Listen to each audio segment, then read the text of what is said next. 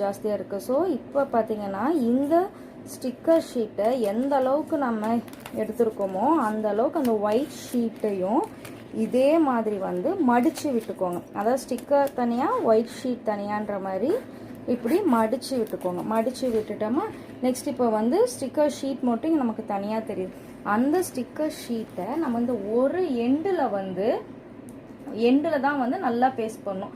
அது எங்கே வந்து போர்டு வந்து கேப் எண்டிங்கில் வந்து கேப் இருக்கும் அந்த இடத்துல வந்து நல்லா இந்த மாதிரி வந்து பேஸ்ட் பண்ணி இப்படி வந்து நல்லா தேய்ச்சி விட்டிங்கன்னா வந்து நல்லா ப்ளேஸ் ஆகிடும். இது